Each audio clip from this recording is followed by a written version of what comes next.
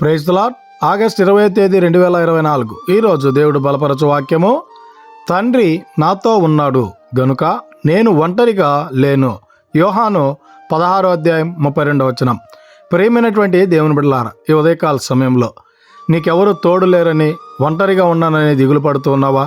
అయితే ఈ ఉదయకాల సమయంలో నీతోనే ఆ దేవాది దేవుడు మాట్లాడుతూ ఉన్నాడు.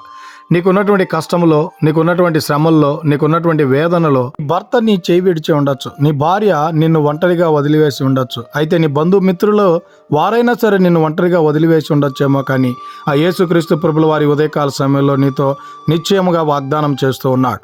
వారందరూ నిన్ను ఒంటరిగా వదిలివేసినా సరే ఆ యేసుక్రీస్తు ప్రభుల వారు నిన్ను ఒంటరిగా వదలకుండగా నీ చెయ్యి పట్టి నడిపించేటువంటి వాడిగా ఉన్నాడు గనుక ఇకనైనా ఆ యేసుక్రీస్తు ప్రభుల వారి మీద మనం విశ్వాసం ఉంచి నడిచేటువంటి వారంగా ఉండాలని కోరుకుంటూ ఈ దిన వాక్యం ద్వారా దేవుడు బలపరచును గాక.